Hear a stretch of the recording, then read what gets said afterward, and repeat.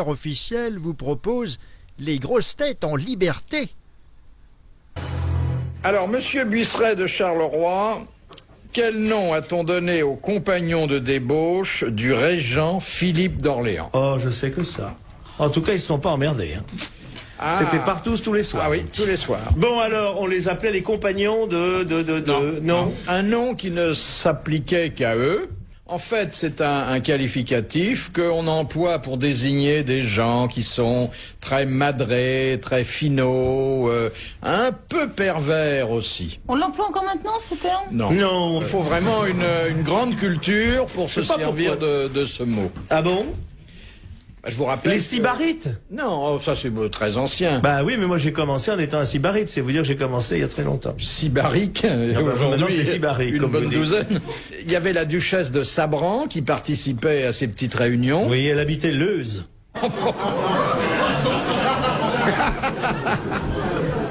Moi, oui, je connais l'histoire de France, alors comme ma poche.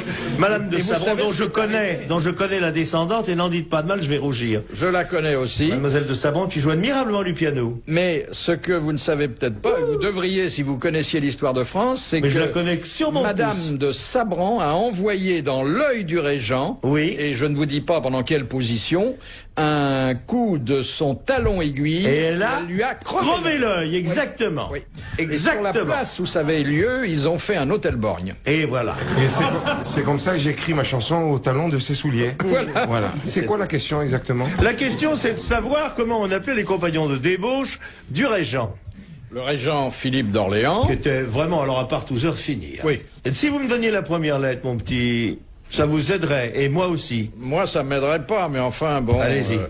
La première lettre évoque ce dont vous ne manquez jamais.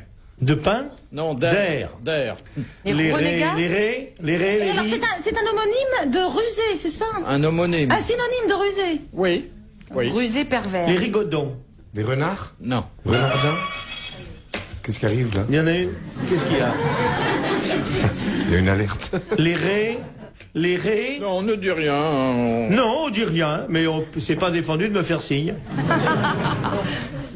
Roublard? Non. Les roués?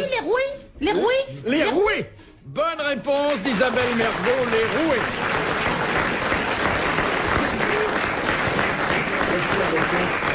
Et, monsieur Martin, vous connaissiez le mot et la chose? Bien sûr, je connaissais le mot et la chose.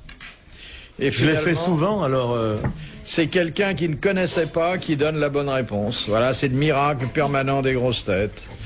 De monsieur... Vous avez l'air de le regretter, Philippe. Pas du tout, pas du tout. La culture est pour tout le monde, même pour ceux qui n'en ont pas. Non, alors là, c'est pas très galant, parce qu'elle est très cultivée, Isabelle Mergo. Non, Si, j'ai lu tes textes, c'est formidable, on peut écrire sans avoir de culture, j'ai pas de culture. Arrête, mais non, pas j'en ai pas. bêtises. Et alors, je sais bien que tu es cultivé. Et j'ai aucune honte, je m'en vante pas, mais j'ai aucune honte, voilà. La culture, c'est comme la confiture. Faut on en a pour l'État. Quand il faut seulement, c'est tout. Ah, la vraie citation, mon cher Enrico, c'est la culture, c'est comme la confiture, moins on en a, plus on l'étale. Voilà, c'est ça. Édouard Herriot. Non, Édouard Herriot, c'est la culture, c'est ce qui vous reste lorsqu'on a tout oublié. Ah oui, c'est vrai. La culture, c'est ce qui vous reste lorsqu'on a tout oublié, et ça, c'est vraiment intelligent. Ça, c'est très fort aussi. Oui, aussi. Et l'intelligence, c'est comme le parachute, quand on n'en a pas, on s'écrase. Ça, c'est des proches. Ouais, j'adore cette phrase. Et qui d'ordine? Il n'y a pas de raison, hein? Ça, qui d'ordine, c'est pas bête. Tout le monde y va de son petit. De Madame Houel d'Alençon, quelle réquisition d'animaux ordonna Jules Grévy le 3 juillet 1877? Tous les chevaux. Les rats. Les vaches. Non, il ordonna la réquisition de tous les animaux qui étaient là où on met les animaux. Aux zoos? Aux zoos de machin. Au jardin des plantes. Des animaux domestiques? Et c'est un animal qu'on dresse bien, oui. Qu'est-ce qui se dresse bien, Philippe, vous qui avez plus d'expérience que nous? Vous parlez pas d'un petit oiseau? Si. Ah, c'est vrai? La merle. Non. Un pigeon. Alors les pigeons voyageurs. Les pigeons voyageurs. A dit Martin. Bonne réponse d'Isabelle Mergo et de Jacques Martin. Je suis...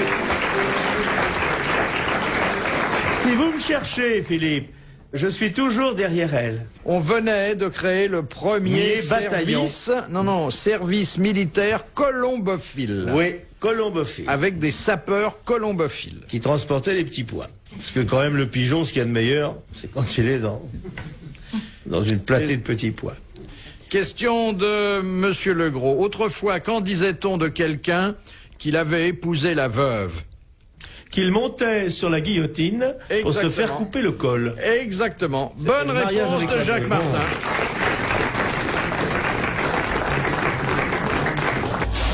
Les grosses têtes dans la nuit des temps. Sur RTL, de 4h à 4h30. C'est Monsieur Dessein de la Houssois. Que doit faire dans les 24 heures un prisonnier belge qui s'est évadé? Il doit il doit rendre la clé à l'administration. Il doit revenir tout de suite. Il doit envoyer la clé. Bonne réponse de Jacques Martin. Il doit rendre la clé et ses affaires de détenu à l'administration. Très bonne réponse. Et s'il ne renvoie pas, sa tenue de prisonnier et la clé de sa cellule lui sont comptés. C'est une circonstance aggravante. Je comprends pas comment. Il est prisonnier et il a la clé de sa cellule. Il a une Monsieur clé. le directeur, je vous renvoie si joint le numéro de la clé de ma cellule. Oui, puis il met son adresse derrière. Oui, veuillez m'accuser réception. Mais oui, Non, attendez, parce que les Belges, là-bas, ils ont leur clé de cellule. c'est pour ça qu'ils s'évadent beaucoup. Mais non, mais c'est surtout les vêtements du détenu. Bon, oui, mais je crois que en France, un peu comme ça, c'est... Si on part, ils vous comptabilisent tout. Si, tout ce qui est à l'administration. Mais un évadé, par définition, n'est pas censé réapparaître. Eh oui, mais hélas, beaucoup se font... Donc c'est vrai ce qu'on raconte sur les trois condamnés à mort, l'anglais, le français et le belge. Alors le français qui est sous la guillotine, il y a le couperet qui arrive et puis la guillotine s'arrête, donc il est gracié. Alors l'anglais arrive, c'est pareil. Et le belge, avant de mettre son cou sous le billot, il dit « Je sais d'où vient la panne ».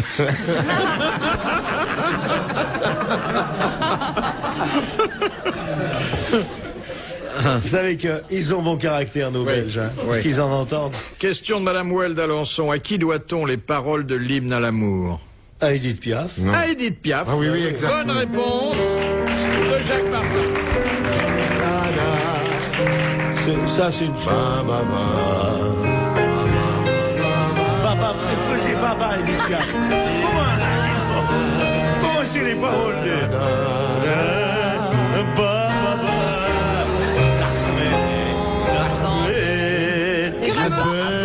Si tu m'aimes, moi je t'aime. C'est beau. Je me fous de monde entier. Tu te fous de ton entier, tu connais pas le prix. Tu connais pas chez... Va chez le chirurgien, tu verras combien il prend. Je me fous de mon entier.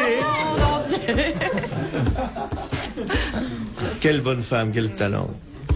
Je l'ai connu parce qu'on était dans la même maison de disques et je venais à peine d'arriver et le premier contrat que j'ai eu c'était en Belgique justement, à l'ancienne Belgique. Et le contact que j'ai eu avec elle, je la connaissais pas et on m'avait raconté que tous les soirs, après son spectacle, elle annonçait ma venue alors que j'étais absolument inconnu. Et quand je l'ai rencontrée à Paris, je l'ai vue tout à fait par hasard dans ma maison de disques et je l'ai remerciée. Mais elle m'a dit, je vous suis depuis que vous êtes arrivé et elle avait prédit un peu ma carrière. Mais je l'ai connue que comme ça. C'est une sorcière, hein? Non, mais c'était une grande artiste. Mais c'était une mangeuse d'hommes aussi, hein? Non, Ça, je l'ai attends, pas alors. connue dans ce domaine, je crois que je l'ai chantée belle. Non, quand je dis que c'est une sorcière, c'est quand une chanteuse qui chante ses chansons ne lui plaît pas, il arrive quelque chose, hein. Ah oui. Ah là, Oui, c'est au vrai. théâtre de l'Empire, où elle a sa loge, Edith Piaf. Dès qu'il y a une petite là qui s'amène et qui fait, je vais vous chanter une chanson d'Edith Piaf, il y a un projecteur qui tombe, il y a la lumière qui s'éteint. Et moi, je dis attention à tous les gens de spectacle, c'est vrai ça. Méfiez-vous de Piaf. Elle a ses copains, mais alors dis donc, c'est pas La les fille qui avait fait un spectacle entièrement inspiré par les œuvres de Piaf, ça s'est terminé en Ah mais catastrophe. dès qu'on touche, si on fait un film sur Piaf, le pouf, film sur un bide. Piaf, Ah oui. un bide. Oui, c'est vrai. oui. Hein. Il y en a qui n'ont pas besoin de ça, mais oh, des noms. Si encore ils en avaient un. De Monsieur Scrab En plus, ça de Dunkerque. Comment s'appelle le câble en caoutchouc qui sert au lancement des planeurs?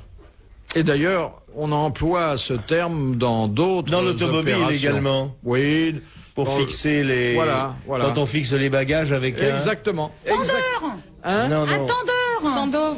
Le sando. Voilà. Bonne réponse. Ah bah c'est le mot anglais, mais c'est vrai que c'est un tendeur en français.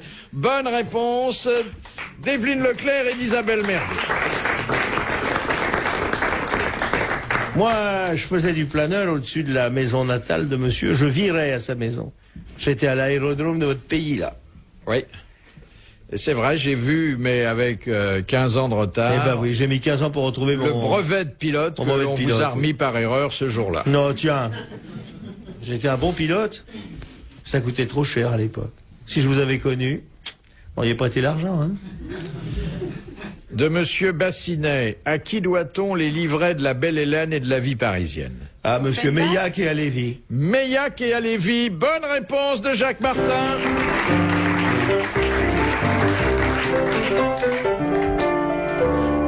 Ce roi barbu qui s'avance, qui s'avance, qui s'avance, c'est un Agamemnon, oui, c'est ça, oui, tu le connais, oui, hein?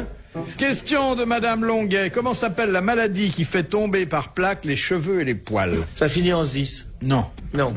Oh non, c'est un vieux mot et d'ailleurs, ça dit bien ce que ça veut dire parce que une fois qu'il n'y a plus rien sur la tête, on est chauve. Oui. Oui, hein. Comment tu es arrivé à cette déduction? Ça fait tomber les cheveux et ça donne des plaques. C'est la pelade. Bonne réponse du docteur Leclerc. La pelade.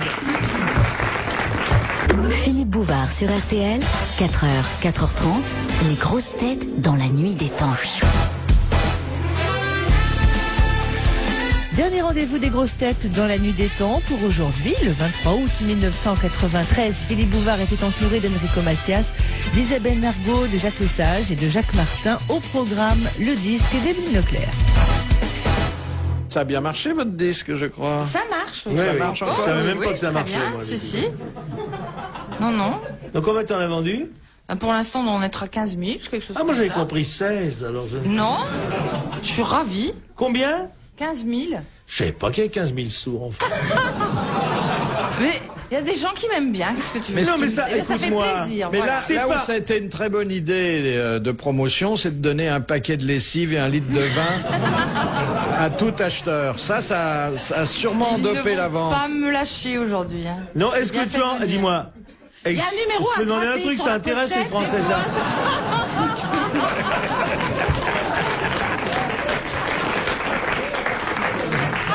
Dis-moi, Il faut avoir 3 télés. Dis-moi, c'est une question qui intéresse les Français à l'écoute. Est-ce que y a un second disque en préparation? Oui, l'autre face.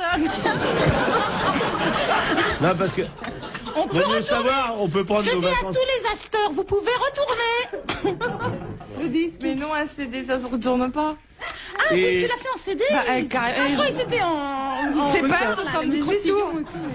Non, ton drame, je peux te le résolument dire, ton moderne. drame, c'est que ça n'a pas été fait par une grande maison de disques. C'est pas qu'il chante faux, c'est que le trou n'est pas au milieu. De Madame Rondeau, quelle est l'autosanction irréversible pendant 5 ans?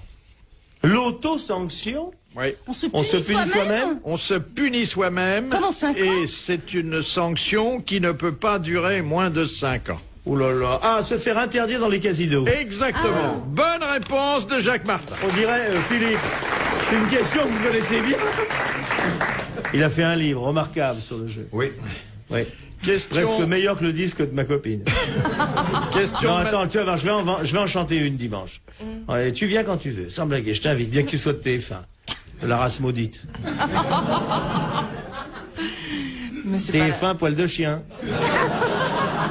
Antenne 2, poil au... Non, Antenne 2, poil aux yeux. Antenne 2 a les yeux bleus. TF1, poil de chien. Ouais. Question de Jacques Martin, mademoiselle. poil au sein. Question de mademoiselle Belpère de Loche. De Loche. Pour quelle raison l'histoire a-t-elle retenu le nom de Thomas de Torquemada? Mais il n'y a que l'histoire. Eh bien, parce que, alors... Torquemada était un archevêque de la Grande Inquisition espagnole qui a Exactement. torturé tout ce qui lui tombait sous la main. C'est une des belles ordures de l'histoire de France, de l'histoire d'Europe. Torquemada. Torquemada, c'est le plus grand des inquisiteurs. Des inquisiteurs, Bonne voilà. réponse de Jacques Martin. Bravo, Jacques.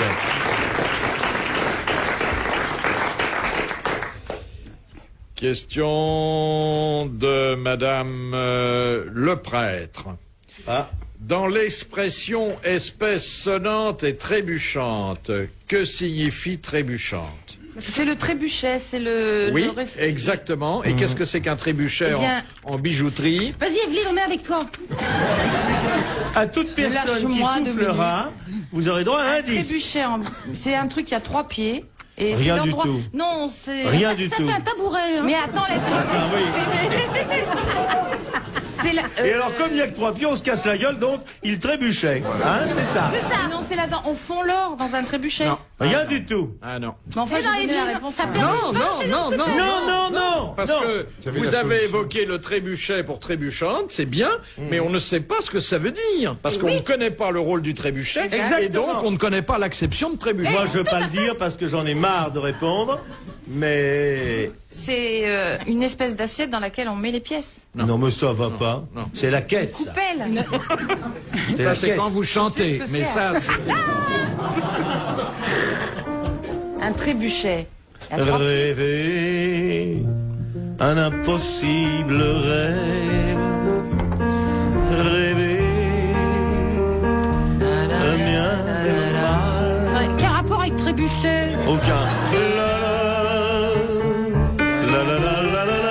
Alors, le trébuchet, ça sert à... Je t'explique, ma grande. J'ai déjà- Le trébuchet, ça je sert vous à ai déjà vérifier mis sur- quelque chose, hein, monsieur Bouvard. Avec Oui. le trébuchet, on vérifie le On quelque vérifie chose. quoi? Le poids Eh des oui, pièces. le poids Le des pièces. poids des pièces. Voilà, Et bonne donc- réponse, Evelyne. Donc, une monnaie trébuchante, c'est une monnaie qui pèse son juste poids. qui pèse son juste poids. Bonne réponse de Jacques Martin et merci à Evelyne Leclerc. Mais oui, merci. Elle n'a pas été au bout de la réponse, mais elle a bien Mais commencé. elle a le droit C'est de mon chanter une Je chanson. ne vais jamais au bout des choses. Mais va, chante C'est une mon chanson. problème. Il y a son neurone qui a calé au milieu. Dernière citation Déjà de Je monsieur... fais quand même 6 heures du soir, hein. de monsieur Luigi, qui a dit « Tout politicien habile sait que la meilleure position se situe un peu à droite de la gauche, un peu à gauche de la droite et juste en face des caméras. Ah, ça, c'est bien dit. C'est d'époque. Et c'est d'époque. » Non. C'est d'époque, c'est un contemporain. Bah, C'est ça, sûr, quelqu'un les qui est caméras, mort il y a une Oui, 10-15 caméra. ans, 10-15 ans. Les caméras, Et qui connaissait bien les caméras, oui. Un journaliste? Non. Un Francis acteur, Blanche un comédien. Non. C'était à la fois un comédien, un auteur et un metteur en scène. Audiard? Et il a laissé un témoignage sur notre époque, sur le progrès. Chaplin? Non, Ah non, français. Hein. français. Et vous me touchez en me disant ça. Moi, l'a vous me connu touchez tous pas, les en deux. tout On cas, l'a je vous sens connu. pas. Hein. Nous l'avons connu. C'était un personnage assez étrange, plein de talent. Jacques Tati? Jacques Tati. Bonne réponse de Jacques Martin. Bravo, merci. À la prochaine. Pour assister aux grosses têtes de Philippe.